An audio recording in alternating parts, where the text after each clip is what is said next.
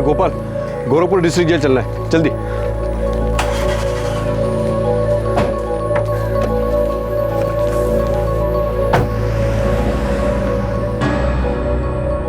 देखिए जी, आप इतना टेंशन ना ले, सब कुछ ठीक हो जाएगा। तकदीर सही गलत नहीं समझती सरोज, जो लिखा है वही होता है। हमें सिर्फ कर्म करते रहना चाहिए, बाकी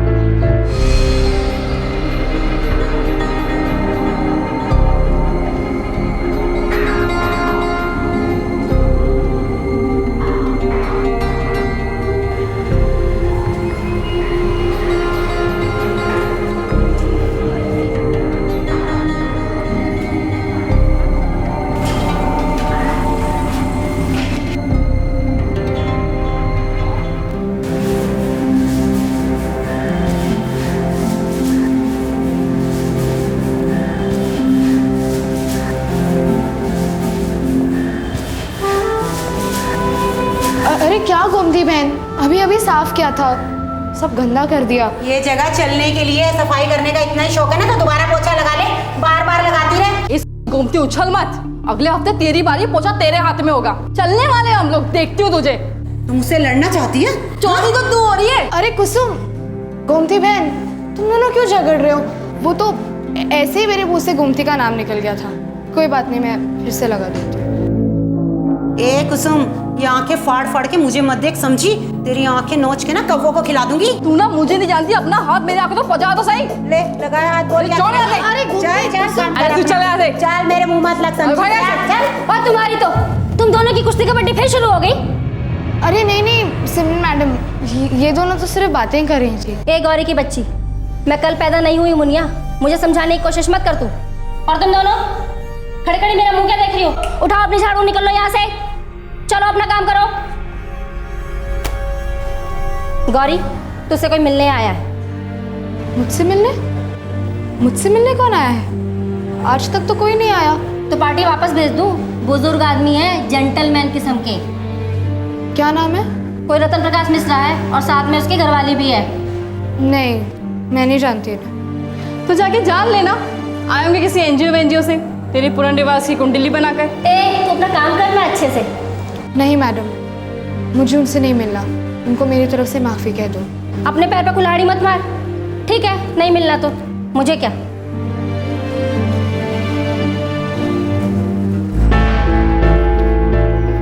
सर, वो लड़की गौरी मिलने से मना कर रही है, कहती है उसे किसी से नहीं मिलना है।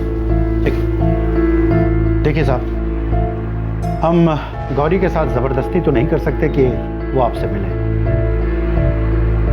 तो क्या एक बार हम उसे अंदर जाकर मिल सकते हैं? देखिए, एक तो अंदर जाना मना है, और फिर लड़की भी मना कर रही है, तो अंदर बाहर बात तो एक ही हुई नहीं। वैसे काम क्या था मिश्रा जी? जी, हमने ये अखबार पढ़ा, इसलिए मिलने चले आए। इस रात की सुबह नहीं। ओह अच्छा, ये रिपोर्टर विजय उपाध्याय, इसने हमारे जेल पर स्टोरी लिखी थी, और इस लड़की गौरी के बारे में काफी डिटेल से लिखा है। उसने गौरी के बारे में लिखा था, इसलिए हमने सोचा कि क्यों ना उसे एक बार मिले। आपने मेरी बात का जवाब नहीं दिया है। क्यों मिलना चाहते हैं आप गौरी से?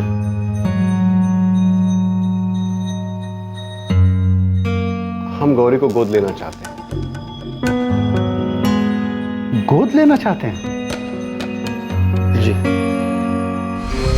गोरखपुर के डिस्ट्रिक्ट जेल में कैद एक 18 साल की लड़की गौरी। गोरखपुर के आई नेक्स्ट अखबार में गौरी के बारे में जिक्र होता है। गोरखपुर का ही एक वेल टू डू बुजुर्ग जोड़ा रतन प्रकाश और सरोज मिश्रा अब गौरी को गोद लेना चाहते हैं, लेकिन क्यों?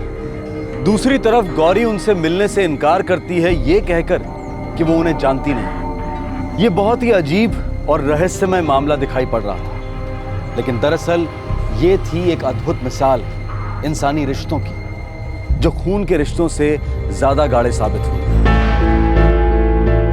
मिश्रा जी सॉरी, हमारे कुछ नियम हैं, और फिर लड़की बालिग है और आपसे मिलना भी नहीं चाहती, तो उसके हकों के खिलाफ हम नहीं जा सकते।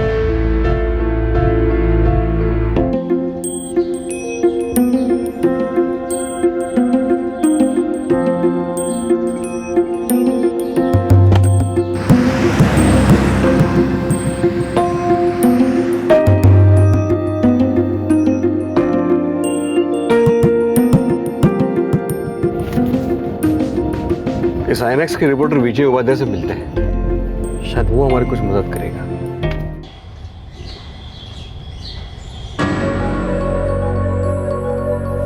लेकिन गौरी ही क्यों मिश्रा जी? गोद लेना हो तो कई ऑप्शंस हैं आपके पास। शायद इसलिए क्योंकि मेरी पत्नी सरोज और मेरे दिमाग में एक ही बात एक ही समय आई।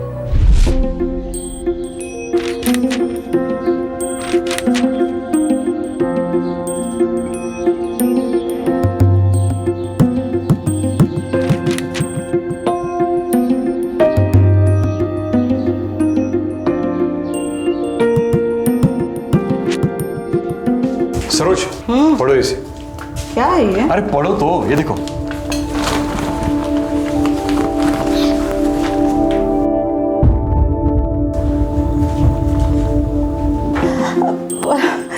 अजी क्यों ना हम इस बच्ची को गोद ले, अपनी बेटी बनाए। यही ख्याल मेरे मन में भी आया, इसीलिए तो तुम्हें पढ़ने दिया। मुझे मालूम था तुम्हें ऐसे लगेगा। हमारे 2 बेटे हैं, एक बेटी की बड़ी आस थी। हमारी जिंदगी आराम से कट रही है, बस एक लड़की की कमी थी, और इत्तेफाकन कुछ ही महीनों पहले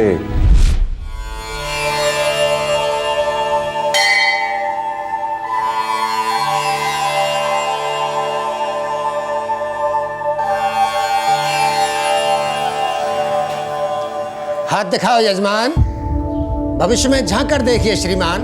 अरे नहीं नहीं पंडित जी, इस उम्र में क्या हाथ वाथ पड़वाना। किस्मत की कोई उम्र नहीं होती श्रीमान। शायद मेरी किस्मत में आपकी दक्षिणा लिखी हो और आपकी किस्मत में कोई चमत्कार। ये आपकी दक्षिणा। दक्षिणा हाथ दिखाने के बाद ली जाती है श्रीमान। बेटी की चिंता खाई जा रही है, लेकिन चिंता का कोई कारण नहीं है। बहुत जल्द एक बहुत ही बढ़िया रिश्ता आने वाला है। हमारी कोई बेटी नहीं है पंडित जी, पर हाँ दिल करता है कि एक बेटी हो। उसे हम लोग बहुत प्यार देते, उसे बहुत पढ़ाते लिखाते, उसे कामयाब बनाते, फिर उसकी धूमधाम से शादी होती।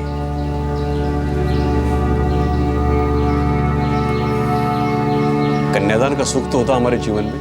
कन्यादान का सुख तो आपके जीवन काल में है। इस उम्र में मैं अपनी विद्या के साथ कभी मजाक नहीं करता। अगर आपने कन्यादान नहीं किया तो मैं ये ज्योतिष शास्त्र छोड़ दूंगा। ये वचन है मेरा।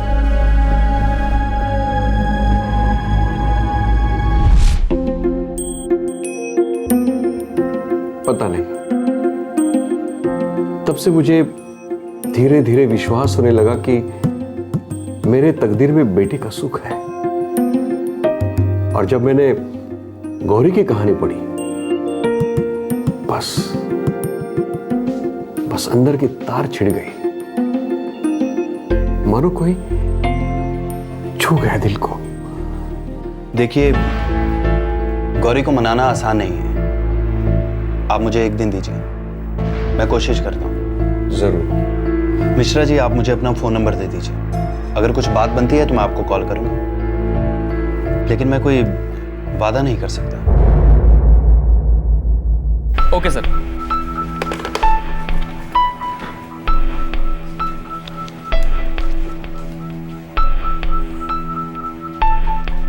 मैं coming sir? Yes. Yes sir. Rakesh, तुम ट्रेनिंग पर हो, राइट? Right sir. एक असाइनमेंट है, चैलेंजिंग है, करोगे? Sure sir. वो जो कपल अभी अभी यहां से गया, बुजुर्ग आदमी और उनकी मिसेज। जी सर। रतन प्रकाश मिश्रा और सरोज मिश्रा फेज 3 राप्ती नगर में रहते हैं। मुझे इनके बारे में पूरी रिपोर्ट चाहिए। जरूर सर। और हाँ, चुपके से, किसी को पता ना चले। Of course sir.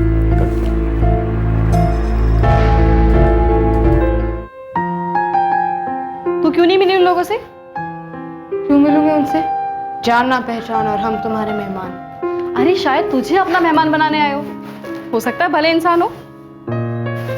कौन भला और कौन बुरा कुसुम, किसी के बारे में कुछ नहीं कह सकते। और वैसे भी मैं भरोसा करना भूल चुकी हूँ। अबे ओ दादी माँ, कब से है यहाँ? 6 महीने। जैसे जैसे महीने साल बनेंगे समझ जाएगी असली कैद क्या होती है। मैं 4.5 साल से जुनैल में थी कुसुम। तो फिर शौक है कैद में रहने का? खुली हवा में सांस नहीं लेनी? क्यों नहीं लेनी? लेनी है। मुझे आजाद होना है, लेकिन सही मायने में, किसी के रहमो करम पे नहीं। बहुत देख लिए रहम करने वाले और उनके इरादे भी।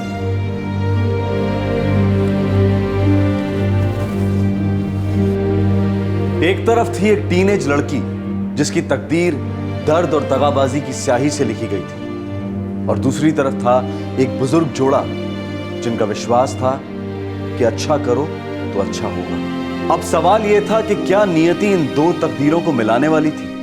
क्या गौरी की घायल किस्मत पर रतन प्रकाश और सरोज मिश्रा के प्यार का मलहम लगने वाला था? मैं कम इन सर। राकेश, आओ। कुछ मिला? Yes sir. बैठो। Thank you sir. Sir, Ratan Prakash और सरोज मिश्रा तो बहुत अच्छे घर के लोग हैं। अच्छे घर के लोग?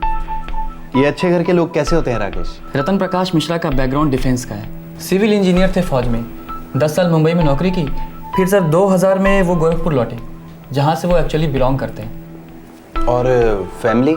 सर 2 लड़के हैं, बड़ा बेटा अखिल और उसकी वाइफ मीता बेंगलोर में रहते हैं, और सर एक 9 महीने का बच्चा भी है उनका।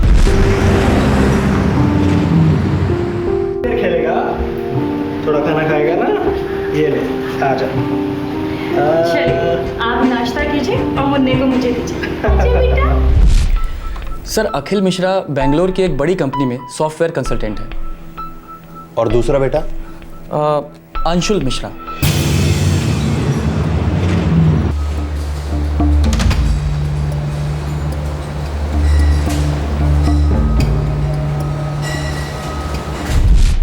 Sir Anshul Mishra mechanical engineer है बरेली में। 2 बेटे हैं, दोनों वेल सेटल्ड, और ये कपल अकेला गोरखपुर में रहता है? जी सर। और सर रतन प्रकाश मिश्रा फिलहाल तो एसएसबी में कैंटीन चलाते हैं, लेकिन सर एक और बेटा था इनका, अखिल और अंशुल मिश्रा से बड़ा, उसका नाम था अमर। था मतलब? आप खामखा ही जिद कर रहे हैं, ट्रेन से जाइए ना। मीता, ट्रेन की टाइमिंग और हमारी जिंदगी की टाइमिंग दोनों अलग अलग पटरियों पे चलती हैं। और बनारस कौन सा कोलकाता है? यही तो है। मैं यूं गया और यूं शाम को लौटा। अच्छा ठीक है, लेकिन एक शर्त पे, मोटरसाइकिल मामा जी चलाएंगे। अरे तुम तो ऐसे टेंशन ले रही हो मानो पहली बार बाइक पे सवार हो रहे हैं। अब पहली बार हो या 100वीं बार, डर तो हमें उतना ही लगता है ना। मामा जी गेट पार करते ही बाइक में चलाऊंगा, समझे ना? वहां से निकलने से पहले फोन कर दीजिएगा। कबूतर भेज दें?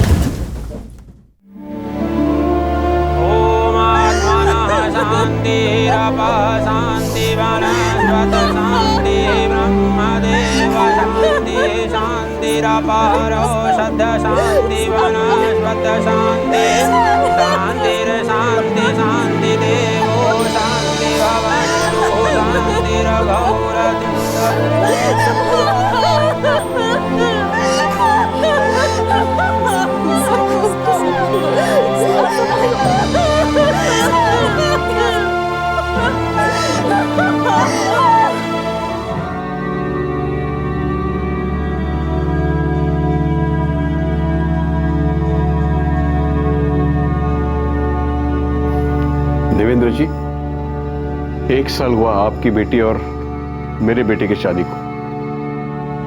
बेटा तो चला गया। हम बहू का दर्द समझते हैं। देखिए, बहू सिर्फ 25 की है। पता नहीं ये सही वक्त है कि नहीं ये बात छेड़ने के लिए, पर मुझसे रहा नहीं जा रहा। बात क्या है समधी जी? 1 साल पहले मैंने आपकी बेटी मीता का हाथ मेरे बड़े बेटे के लिए मांगा था। आज मैं आपकी बेटी मीता का हाथ मेरे दूसरे बेटे अखिल के लिए मांग रहा हूं। प्लीज।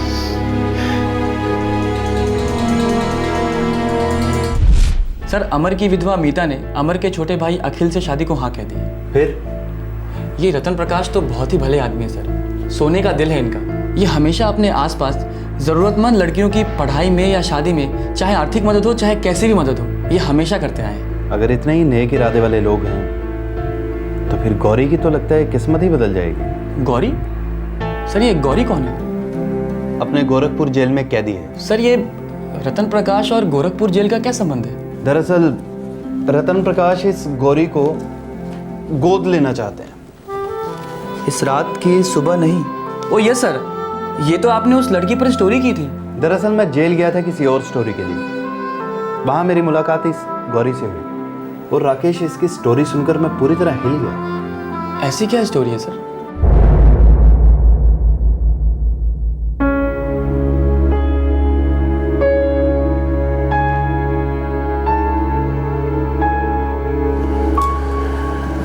ये आदमी कर क्या रहा है?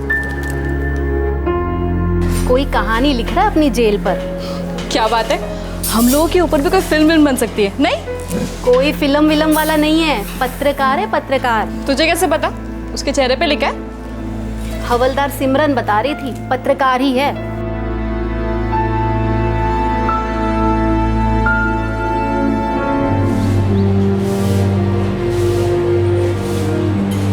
तुम्हारा नाम जान सकता हूं? तुम्हारा नाम जान सकता हूं? गौरी। गौरी, तुम्हारी उम्र तो काफी कम लगती है। कब से हो इस जेल में? 6 महीने। क्या मैं पूछ सकता हूं कि किस जुर्म में तुम्हें जेल हुई है? मैंने कोई जुर्म नहीं किया। तो फिर कोर्ट ने तुम्हें ऐसे ही जेल भेज दिया? देखो गौरी, बेझिझक बात करो। मैं यहां सबसे बात करता हूं, लेकिन कोई बात इधर से उधर नहीं करता।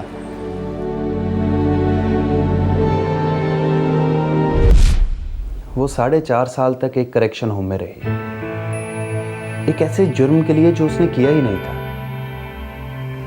फिर उसे यहाँ डिस्ट्रिक्ट जेल शिफ्ट किया गया। उसके माँ बाप? बोली अनाथ है। 7 साल की उम्र से बेसहारा बड़ी हुई है। मैंने उसकी जिंदगी के बारे में जितनी जानकारी हासिल की, हर कदम पर इतना दर्द था कि मेरे रोंगटे खड़े हो गए। मुझे अंदर से इतनी मायूसी महसूस हुई कि मैंने उसकी स्टोरी को लीड स्टोरी बनाया और अपने एडिटर साहब को दे दी। उन्होंने अप्रूव कर दी। टूटी तकदीर की दर्दनाक दास्तान इस रात की सुबह नहीं।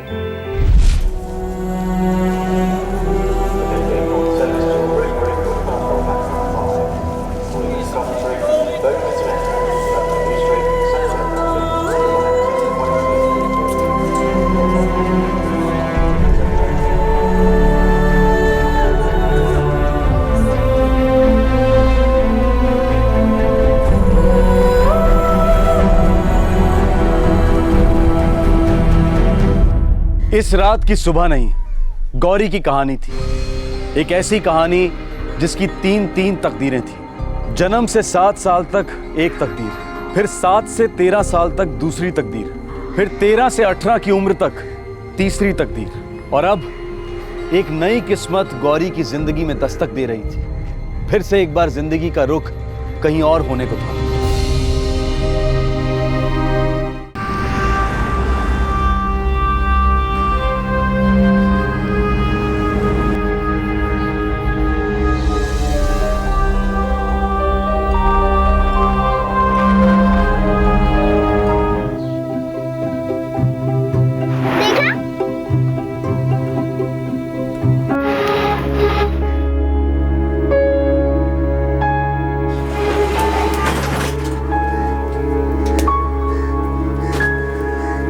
मकान मालिक आया था, बोला शाम तक किराया नहीं दिया तो हम सबको उठाकर बाहर फेंक देगा।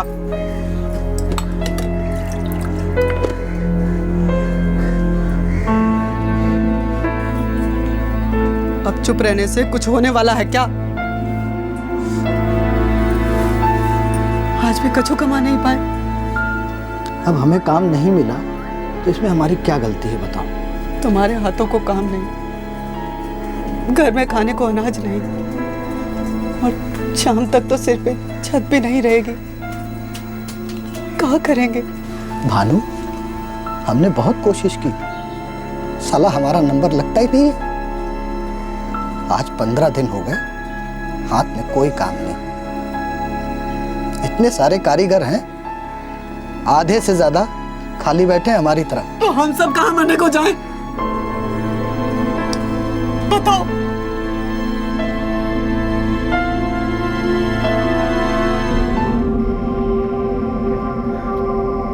अम्मा,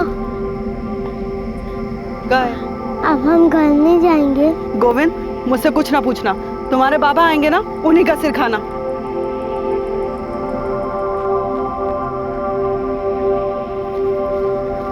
बाबा बाबा, वो अम्मा। कुछ मिला क्या? जो मिला वो ले आए।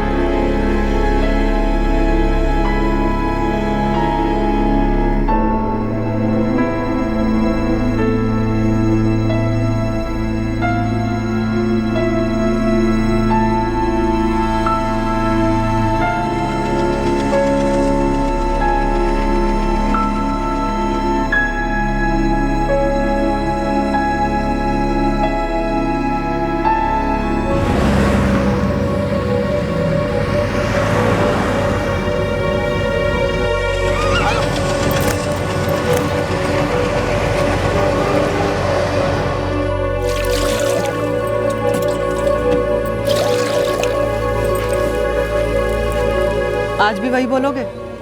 काम नहीं मिला?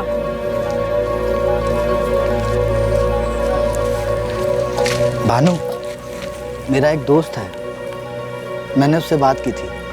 वो कह रहा था कि उसके हाथ एक तगड़ा काम लगा है, यहीं होशियारपुर में। ये कहाँ पड़ता है? यहीं पंजाब में। वो कह रहा था खेती का काम है, मजदूरों की जरूरत है।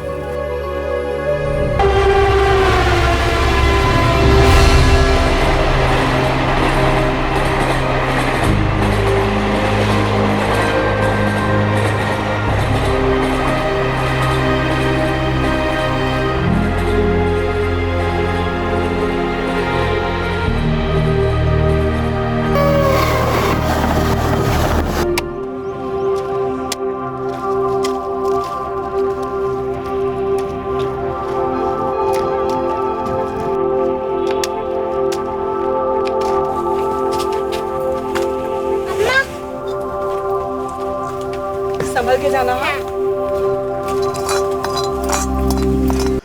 गरीबी और लाचारी के दलदल में धंसा गौरी का परिवार उत्तर प्रदेश के मिर्जापुर से पंजाब के लिए रवाना हुआ, इस उम्मीद को लेकर कि शायद बच्चों को 2 वक्त की रोटी और एक छत नसीब होगी।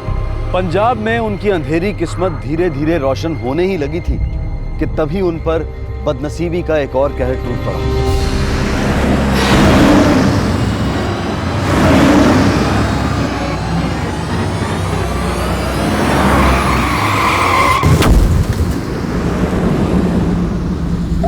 Mama!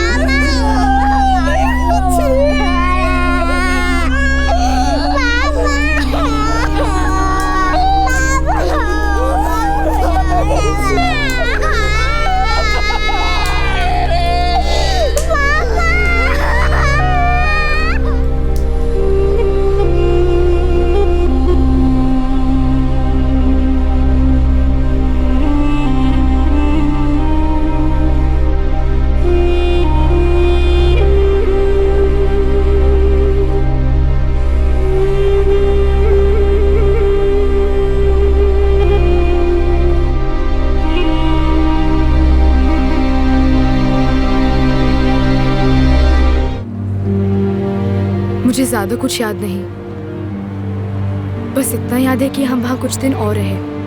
अम्मा हर बारी यही कहती थी कि हमें संभाला अब उनके लिए मुश्किल हो रहा है। फिर हम वहां से भी निकल पड़े। हम कहाँ जा रहे थे किसी को कुछ मालूम नहीं था। पता नहीं अम्मा के दिल में क्या था और दिमाग में क्या।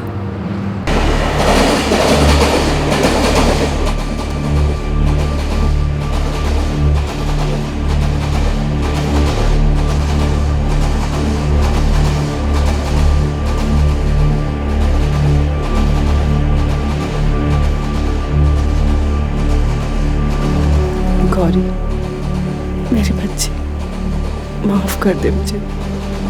मुझे नहीं पता इसके आगे हम कैसे जाएंगे।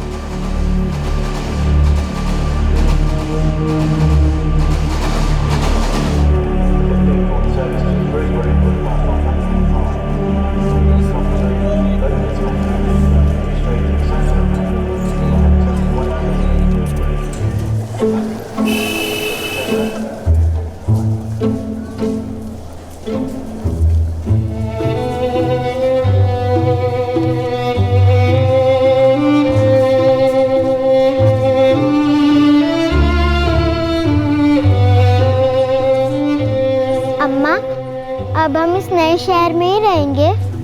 पता नहीं, अब आ तो गए हैं, कितने दिन रहेंगे पता नहीं। सुन, तू यहीं बैठ, मैं पता करके आती हूँ कोई काम मिलेगा कि नहीं। तू यहाँ से हिलना मत, मैं तेरे लिए खाने के लिए भी लेकर आऊंगी। हाँ?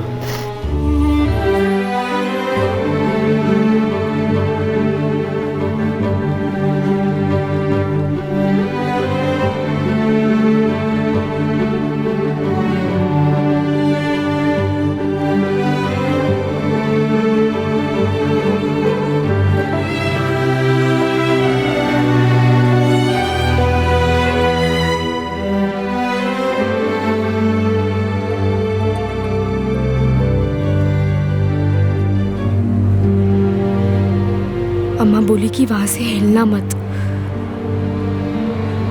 मैं बैठी रही और बैठी रही, लेकिन अम्मा वापस नहीं आई। मैं समझ ही नहीं पाई कि मैं अम्मा और गोविंद को अब कभी नहीं देख पाऊंगी।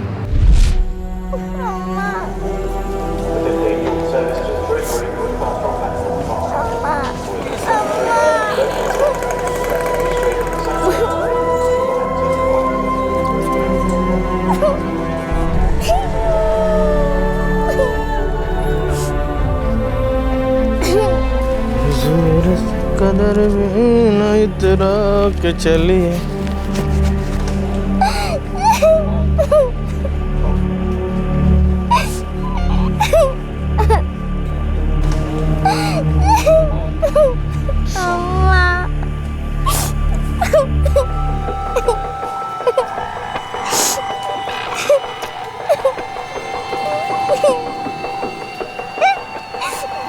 कारे लड़की, काहे रो रही है? अरे बेटा बोल तो। मेरी अम्मा कहीं पर खो गई है। खो गई? किस तरफ गई थी? उस तरफ। कब गई थी? सुबह। अच्छा रो मत बेटा, रो मत। सुन, कुछ खाएगी?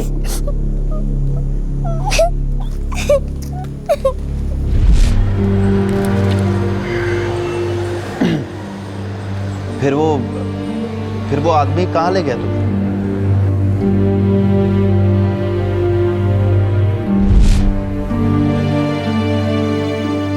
गौरी समझ गई थी कि उसकी माँ उसे जानबूझकर छोड़कर गई थी। उसकी माँ को उसकी जरूरत ही नहीं थी। सर फिर क्या हुआ? वो जेल कैसे पहुंची?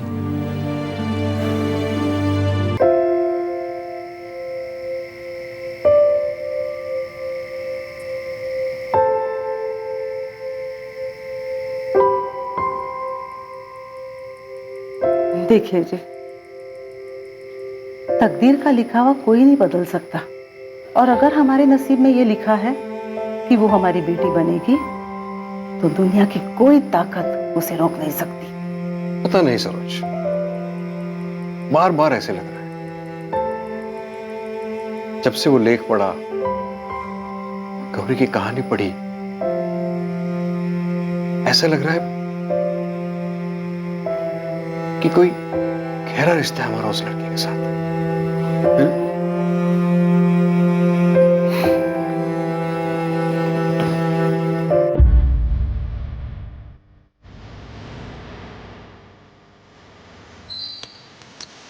और खाएगी? बेटा शर्मा मत, शर्माने से किसी का भला नहीं होता। बल्लू एक और दे, अच्छे से घी डालना। बहुत देर लगा। हाँ। अच्छा है ना?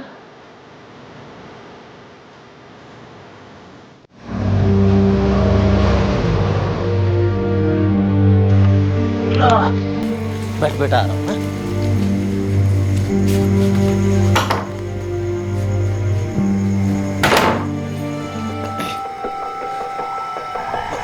पिंटू, इतनी रात गए थे, जोर जोर से क्यों ठकठका रहा है? बुआ, एक लड़की मिली स्टेशन पे, अकेली थी, रो रही थी बेचारी। कह रहे थे उसकी अम्मा छोड़कर चली गई उसे वहां। तो कुछ नहीं, मैं साथ लाया उसे अपने। बावला हो गया क्या? बुआ छोटी है, सिर्फ 7 साल की, रखेगी अपने पास।